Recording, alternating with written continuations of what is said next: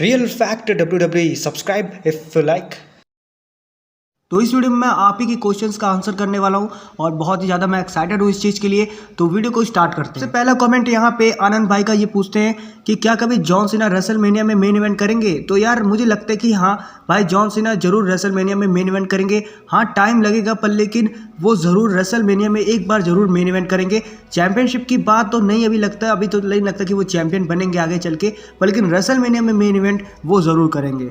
अगला क्वेश्चन हमारे आनंद भाई पूछते हैं, वो पूछते हैं कि जो ड्रू मैकिंटायर क्लेमोर देते हैं, क्या वो आवाज़ जो होती है वो रियल होती है जो पूरे एरिना में गूंजती है या फिर फेक। तो यार वो मुझे लगता है कि वो फेक है, क्योंकि यार एक बार मैंने देखा था क्लेमोर उनका ड्रू मैकिंटायर का, वो रोमन रेंस को लगा रहे थे और रोमन रेंस के हेड पे वो टच भी नहीं किया था उनका पैर, वो साइड से निकल गया था। तो मुझे ऐसा लगता है, और आवाज़ भी आती है, ऐसा सुनने में आता है कई बार, मतलब आपने देखा है क्लेमोर पे आवाज़ भी आती है और वो पैर जो उनका ड्रू मैकिंटायर का वो टच भी नहीं इतना अच्छे से करता है। तो मुझे लगता है कि शायद WWE फेक कोई इफेक्ट यूज़ कर दिए या फिर एडिट करके, या फिर आप ये भी बोल सकते हो कि शायद मतलब कि जो ड्रू मैकिंटायर का ओपोनेंट होता है वो कुछ ऐसा करता है, वो साउंड प्रोड्यूस करता है कुछ ऐसा जिससे मतलब पूरा एरिना में गूंजता है। तो हो सकता है कि वो फेक है, मुझे तो ऐसा लगता है कि वो फेक है, पर लेकिन क्या पता वो रियल भी हो, क्योंकि मैंने भाई ड्रू मैकिंटायर का जो क्लेमोर है वो मैंने कभी यूज़ नहीं किया, तो मैं कैसे बता सकता हूँ।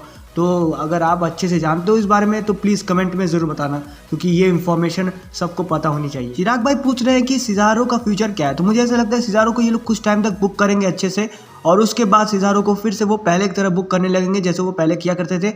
हालांकि अगर WWE अगर सिजारो को ऐसे बुक अच्छे से करती है तो वो बहुत ही बड़ी बात होगी, पर लेकिन मुझे यार बिलीव नहीं हो रहा WWE पे, सच में यार सिजारो को वो बुक कर रहे हैं ऐसे, अच्छा लग रहा है देखकर। और अगर ऐसे बुक करते तो बहुत ही अच्छी बात है, पर लेकिन मुझे डर लग रहा है कहीं ना कहीं कि ये लगता है फिर से आगे चल के किसी सुपरस्टार के लिए सिजारो को ऐसे बुक कर रहे हैं और फिर उसके बाद उस सुपरस्टार से सिजारो को ये ओवर करवाएंगे और फिर सिजारो को ये लोग फिर से पहले की तरह बुक करने लगेंगे। अब ये डर है कभी ये सच ना हो। अच्छी बात हो गई अगर मेरी बात जो है वो सच, और होप करते हैं कि सिजारो को जल्दी कोई चैंपियनशिप मिल जाएगी। टॉप 1% रेसलिंग पूछते हैं कि लाना और बॉबी लेस्ली की स्टोरी लाइन कैसी लगती थी।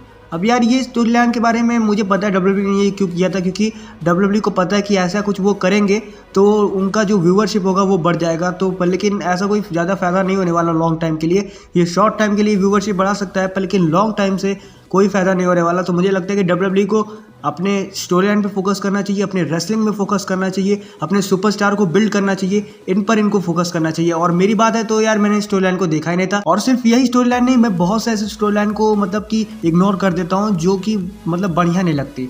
मतलब अच्छी स्टोरी लाइन को मैं फॉलो करता हूँ, लेकिन बेकार स्टोरी लाइन को बिल्कुल नहीं। अभी भी WWE में ऐसी कुछ स्टोरी लाइन चल रही है बल्कि मैं फॉलो नहीं करता भाई। अगला क्वेश्चन डीप भाई साहब पूछते हैं कि रोमन रेंस को कौन हराएगा यूनिवर्सल चैंपियनशिप के लिए एज, सेथ रॉलिंस और ब्रॉक लेसनर को छोड़ के।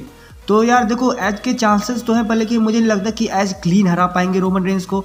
सेथ रॉलिंस हरा सकते हैं, ब्रॉक लेसनर भी हरा सकते हैं। अब इन तीन सुपरस्टार को अगर नहीं लेना है, इनके अलावा तो मुझे लगता है कि केविन ओवेंस हो सकते हैं आगे चल के फ्यूचर में, मान लो अगर अभी उनको मौका तो मिलेगा ही, पर लेकिन ये हरा भी सकते हैं केविन ओवेंस का, जिस हिसाब से WWE दिखा रही है आगे चल के कभी आकर केविन ओवेंस हरा भी सकते हैं। बिग ई हरा सकते हैं, रॉ की बात नहीं कर रहा हूँ, अभी स्मैकडाउन की बात कर रहा हूँ। तो स्मैकडाउन मुझे लगता है कि केविन ओवेंस एंड बिगी ऐसे सुपरस्टार हैं जो रोमन रेंस को हरा सकते हैं। हालांकि बिगी डिजर्विंग नहीं है, बिल्कुल भी डिजर्विंग नहीं है बिगी जो कैरेक्टर है वो डिजर्विंग नहीं है, बल्कि मुझे ऐसा लगता है कि WWE बिगी को इसीलिए बना रही है कि ताकि वो रोमन रेंस को हरा सके और वो यूनिवर्सल चैंपियन बन सके। और अभी तो बिगी बिल्कुल भी नहीं लग रहा कि रोमन रेंस को हराने के वो काबिल है, लेकिन ऐसा लग रहा है कि शायद बिगी को पुश मिलने वाला है WWE में। और अगर रॉ की बात करें तो द फिंड, ड्रू मैकिंटायर ऐसे सुपरस्टार्स हैं जो हरा सकते हैं रोमन रेंस को यूनिवर्सल चैंपियनशिप के लिए। बाकी मैं बिलीवेबल सुपरस्टार की बात करूं जो हरा सकते हैं रोमन रेंस को चैंपियनशिप के लिए, तो देखो सेथ रॉलिंस स्मैकडाउन से, और रॉ से अगर मैं बात करूं तो Drew McIntyre and the field, ये दो सुपरस्टार हैं जो रोमन रेंस को हरा सकते हैं यूनिवर्सल चैंपियनशिप के लिए। और कोई मुझे ऐसा बिलीवेबल सुपरस्टार नहीं लगता है भाई। बिलीवेबल मतलब वो मसल्स वाले सुपरस्टार की बात नहीं कर रहा मैं यहाँ पे, मैं उस सुपरस्टार की बात कर रहा हूँ जिसकी बुकिंग अच्छी चल रही है, उसके हिसाब से मैं बात कर रहा था। तो ये मत समझना कि ये भाई ब्रॉक लेसनर का मांस तगड़ा है तो इसीलिए वो रोमन रेंस को हरा दे रहे हैं, ऐसा कुछ नहीं है भाई। अगर मतलब कि यहाँ पे एलिस्टर ब्लैक को भी अगर अच्छी बुकिंग मिल रही है और वो अगर रोमन रेंस को हराते हैं तो मुझे कोई प्रॉब्लम नहीं होगी, पर लेकिन WWE ऐसा करती नहीं है। फिनोम के WWE भाई पूछते हैं कि WWE में वेजिटेरियन सुपरस्टार कौन से हैं। भाई मैं इसमें क्या बता सकता हूँ, मुझे इसमें बिल्कुल नहीं पता, सॉरी भाई। लुनेटिक फ्रिज भाई कहते हैं कि आपको WWE के बारे में क्या अच्छा लगता है, साथ ही साथ ये कहते हैं कि सब लोग AEW को क्यों हेट करते हैं। तो देखो WWE के बारे में क्या अच्छा लगता है तो इस पर मैं वीडियो बनाऊंगा, और दूसरा जो इन्होंने कहा है कि सब लोग हेट क्यों करते हैं AEW को, तो मुझे लगता है कोई हेट करता है AEW को। इनफैक्ट मैं अगर अपना ओपिनियन दूँ तो मुझे AEW अच्छा लगता है, पर लेकिन मैं AEW देख नहीं पा रहा हूँ, वो बात अलग है। मैं रिव्यू नहीं दे पा रहा हूँ क्योंकि मैं रॉ स्मैकडाउन में ही बिजी रहता हूँ, तो इसीलिए मैं AEW पे रिव्यू नहीं बना पा रहा हूँ। और कुछ लोग सोचते हैं कि मैं AEW को हिट कर रहा हूँ, तो ऐसा कुछ नहीं है। हालांकि कुछ चीज़ें हैं जिन पे AEW को वर्क करने की बहुत ही ज़्यादा ज़रूरत है, पर लेकिन यार नई कंपनी है तो वो तो होगा ही, लिमिटेशन तो आएंगी, पर लेकिन वो सही भी कर लेंगे जल्दी। AEW कोई हेट नहीं करता है यहाँ पे, मैं भी कभी हेट नहीं करता, पर लेकिन उनके फैंस कुछ ऐसे हैं, जैसे कुछ फैन बॉयज़ उनके हैं, वो WWE की हर चीज़ को हेट करते हैं। तो इसीलिए तो AEW के फैंस के मज़े लेने के लिए WWE के फैंस ऐसा कुछ करते हैं और वो ऑफेंड सच में हो भी जाते हैं, तो देखकर लोगों को मज़ा आता है और वो और भी मज़े लेते हैं। तो यहाँ पर AEW के फैंस को लगता है कि जो WWE के फैंस है या फिर सब लोग हैं वो लोग WWE फैंस या फिर सब लोग AEW को हेट कर रहे हैं, पर लेकिन ऐसा कुछ नहीं है, कोई AEW को हेट नहीं करता है। यहाँ तक कि 3DX चेतन भाई जो मज़े लेते रहते हैं तुम लोगों का, मतलब कि AEW फैंस का मज़े लेते रहते हैं, वो इसलिए मज़े लेते हैं क्योंकि भाई वो फैंस हमेशा WWE की मज़े लेते हैं, तो इसीलिए वो बस खाली फैंस का मज़ा लेते हैं, कभी भी वो AEW को हेट नहीं करते हैं, वो जानबूझकर बस खाली बोलते हैं। एक्चुअल में 3DX चेतन हेट नहीं करते हैं। मैं सोचा ये सब ना बोलूं, पर लेकिन मैंने बोल दिया क्योंकि मैं कुछ सब्सक्राइबर से बात करता हूं तो वो बोलते हैं कि 3DX चेतन अब टॉक्सिक हो गया, ये हो गया, वो हो गया। ऐसा कुछ नहीं है भाई, 3DX चेतन बस खाली मज़े लेते हैं। मुझे एक टाइम पे लगा था कि 3DX चेतन हेट करते हैं AEW को, पर लेकिन ऐसा नहीं है, क्योंकि मैंने एक बार नोटिस किया कि पहले ये रोमन रेंज के साथ ऐसे करते थे, मतलब रोमन रेंज के जो फैन बॉयज़ थे उनके मज़े 3DX चेतन लेते थे, तो रोमन रेंज के फ़ैन जो होते थे वो ऑफेंड हो जाते थे। यहाँ पे मैं भी रोमन रेंज का फ़ैन था तो मैं भी ऑफेंड होता था, पर लेकिन बाद में मुझे रियलाइज़ हुआ कि भाई ये रोमन रेंज के मज़े नहीं लेता है, ये रोमन रेंज के फ़ैन बॉयज़ के मज़े लेता है। तो यही एकदम सेम केस यहाँ पे AEW के साथ भी है।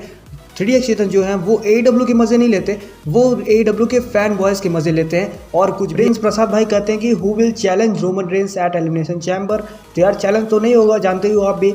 तो यहाँ पे मुझे ऐसा लगता है कि केविन ओवेंस हरा देंगे सबको और वही चैलेंज करेंगे, वही चैलेंज नहीं करेंगे, वही फेस करेंगे रोमन रेंज को एलिमिनेशन चैम्बर में। विवांश अरोरा भाई कहते हैं कि जो रैंडी ऑर्टन का पुराना थीम सॉन्ग है उसको रैंडी ऑर्टन को वापस लाना चाहिए या फिर नहीं। तो यार रैंडी ऑर्टन का जो पुराना थीम सॉन्ग है वो भी बहुत मस्त था। पहले जब मैं गेम्स खेलता था तो उसमें वही वाला थीम सॉन्ग बजता था, और जब मैंने रैंडी ऑर्टन को पहली बार देखा तो रैंडी ऑर्टन का ये वाला थीम सॉन्ग था जो अब करेंटली है। तो जो पुराना वाला थीम सॉन्ग है रैंडी ऑर्टन का वो भी बहुत ही ज़बरदस्त है, वो भी अच्छा है, पर लेकिन जो उनका नया वाला थीम सॉन्ग है जो करंट में है वो उन पे बहुत ही ज़्यादा सूट करता है, और रैंडी ऑर्टन को यही वाला थीम सॉन्ग यूज़ करना चाहिए। अहमद भाई कहते हैं कि जो रेसलिंग के टूल्स होते हैं क्या उसमें कुछ अपडेट होना चाहिए या फिर नहीं। तो हाँ, आपने बिल्कुल सही कहा, कुछ तो अपडेट होना चाहिए, और बोरिंग तो नहीं लगता, पर लेकिन अगर अपडेट करते हैं तो बहुत ही अच्छी बात है। फरहान भाई यहाँ पे रैपिड फायर लाते हैं जो कि बहुत ही अच्छा लगा देखकर। ये कहते हैं कि NW या फिर DX, तो यहाँ पे मैं चुनूंगा DX को। रोमन रेंज या फिर जॉन मॉक्सली, तो यार दोनों मेरे बहुत ही फेवरेट है, पर लेकिन करेंटली अगर मैं बात करूँ तो रोमन रेंज। ब्रॉक लेसनर या फिर जॉन सीना, तो यहाँ पे ब्रॉक लेसनर। NXT या फिर AEW, तो AEW। यस, मैं AEW के साथ हूँ, डिसलाइक कर दो।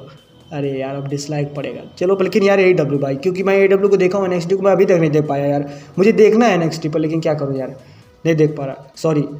फिर उसके बाद एज 2010 या फिर एज 2020, एज 2010। रेसलिंग कम्युनिकेटर भाई पूछते हैं कि विंस मैकमैन आपको कैसे लगते हैं। तो भाई विंस मैकमैन बहुत ज़्यादा हार्ड वर्क करते हैं, इस एज में वो बहुत ही ज़्यादा हार्ड वर्क करते हैं, जो कि बहुत ही बड़ी बात है। और मैं एक वीडियो भी जल्दी बनाने वाला हूँ विंस मैकमैन के ऊपर। मैंने बनाया था अपने पुराने चैनल पर, लेकिन अब वो तो डिलीट हो चुका है। बहुत ही अच्छे बिजनेसमैन है, और आपने देखा था कि मंडे नाइट वॉर्स में उन्होंने किस तरह अपनी कंपनी को बचाया था। और अब देखते हैं कि जब उनकी कंपनी फिर से एक बार गिर रही है तो वो कैसे अपने कंपनी को संभाल के फिर से उसको बढ़िया बना देंगे। तो अगर मैंने आपका कोई क्वेश्चन मिस कर दिया तो यार उसके लिए सॉरी, क्योंकि भाई मैं भी इंसान हूँ यार, मिस हो जाता है। और वीडियो देखने के लिए बहुत बहुत थैंक यू, वीडियो को लाइक करने के लिए बहुत बहुत थैंक यू, और वीडियो को सपोर्ट करिए, वीडियो को शेयर करिए, और चैनल को भी सब्सक्राइब करिए, बगल में बेल आइकन को जरूर प्रेस करिए। आपको कोई क्वेश्चन है तो प्लीज़ कमेंट में लिख दीजिएगा, मैं रिप्लाई कर दूंगा। चैनल को सब्सक्राइब करिए और चैनल पर बने जरूर रहिएगा।